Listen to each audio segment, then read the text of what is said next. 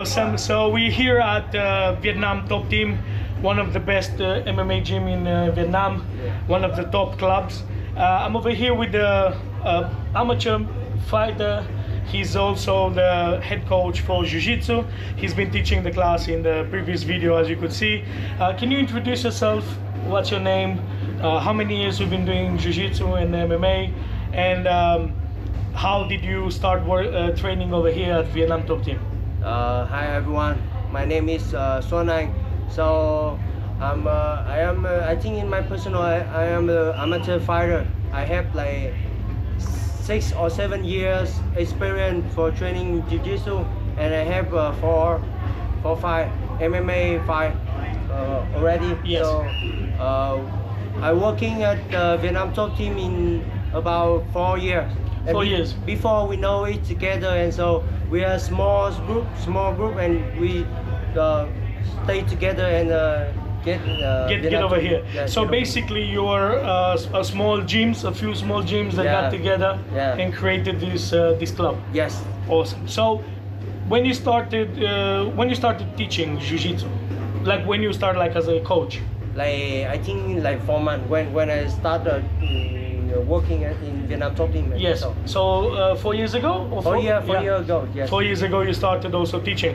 Do you have black belts from Vietnam? Do you have? Yeah. How many? Do you know how many black belts you have in Vietnam? I have a lot of black belt in Vietnam, but I think it's only 3 guys black belt Vietnamese. So know, everybody yes. else is foreigner. So Mr. Tho in the Kimura, Mr. Cương in running BJJ, okay, and my professional, my professor Dũng Phạm in CSS gym.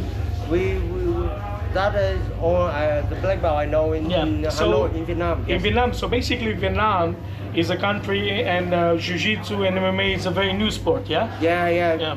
Because like we only know about the MMA like about 5 years. 5 years. And we have the step by step. We have the Lion Championship. We are starting fighting in about 2 years. 2 years. 2020. Okay. Yeah, that's very recent. So MMA in Vietnam is a kind of like a child right now. It's the beginning. It's just been born. It's about 2 years old and all that. So do you have many competition for Jiu-Jitsu during 1 year? Yeah. How many competition do you have per year? I think twice per year. Twice per year, yeah. We have the club and the national.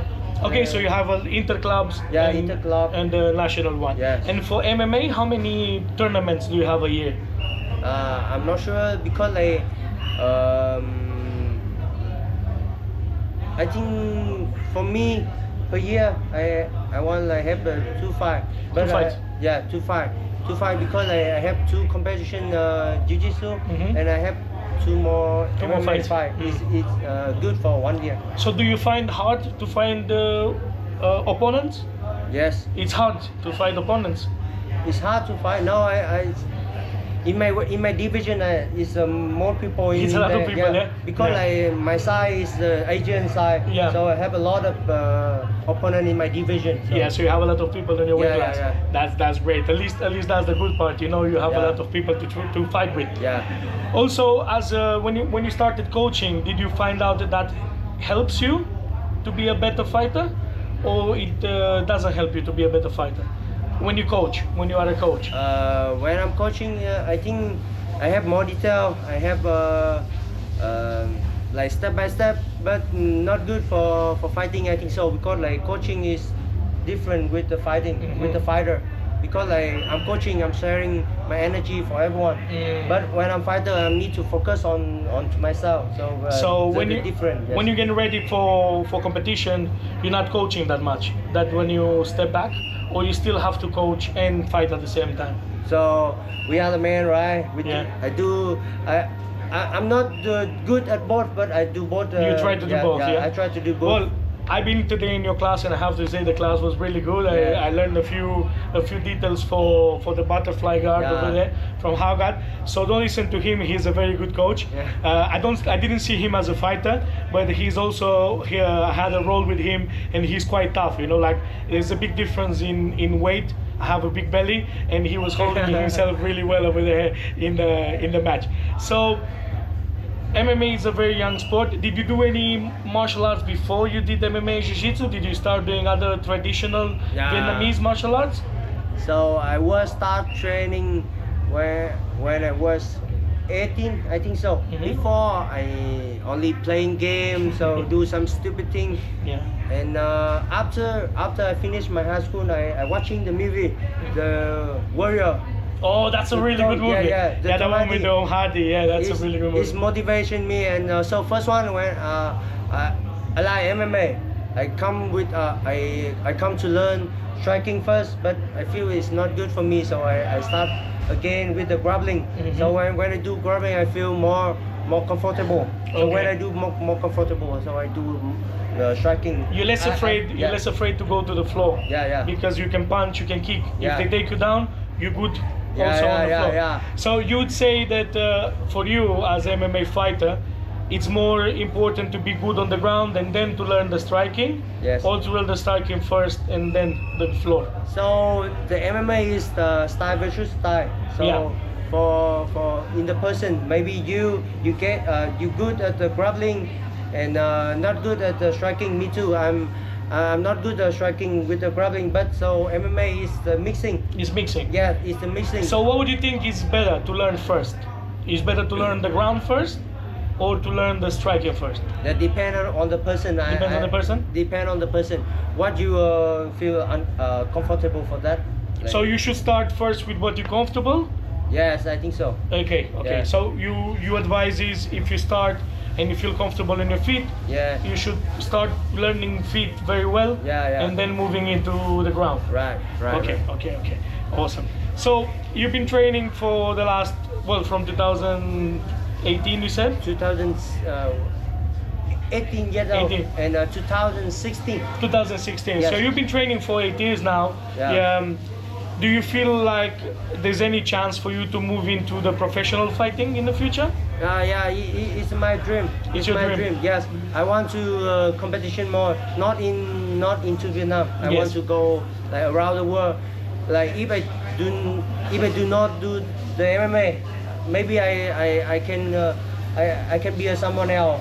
No, I'm not here. So I love my choice. So I want to do MMA with my passion, and I want to go around the world, to watching the world, to open my open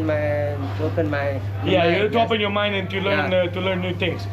Well, thank you very much. The class was absolutely fantastic. Yes. I have a thing over here in my phone that I call the Panda question. Yes. There are 10 questions, and you have to answer like very short answer. Okay. Very short answer. Yes. Let me pull it out and just.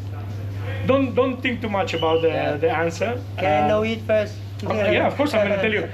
I'm always gonna tell you the question first. I need to be ready. 100%. So it's 10 questions. It's more or less kind of like a game. It's a fun game to learn more about yourself and what you prefer. Yeah. So the first question is, what is your favorite martial art? What is my favorite? I think it's boxing. Boxing is your favorite one. I am the grappler, but I like boxing. That's amazing. What is your least favorite martial art? What the least? The one that you like less.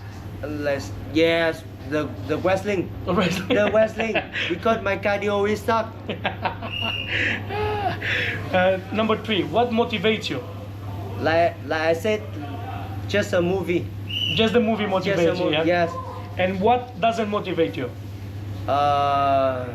Motivate. What depresses you? What doesn't motivate you? It's hard to say, but can I skip that? Of course, we can skip, no problem. Number 5. What exercise outside of martial arts do you like? Do you love? It's a burpee. Which one? The sprawl, jumping and sprawl. Jumping and sprawling. Yeah. And what exercise do you hate? Squat. Oh no. You don't like squat at all? Yeah, I don't know. I don't like squat, but I still squat. You still have to squat, yeah. What is your favorite technique? What's back tech? Introduce myself. I'm not a good kickboxing. I'm not a good kickboxer or boxer, but I am the dangerous man because I can take your back anytime. That's a fantastic technique. And what technique is your least favorite? Which one you don't like? What technique?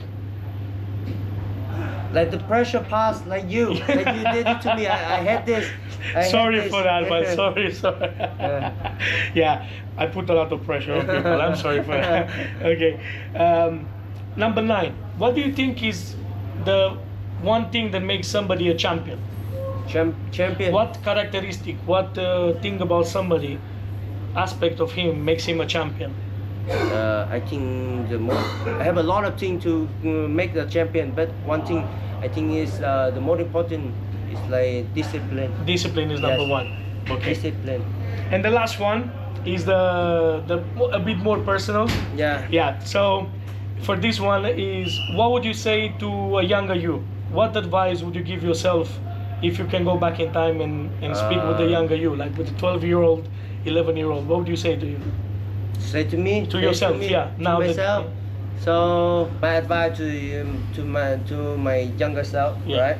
So if I have advice for my younger self, is more discipline, because like without that I skip a lot of things. So I can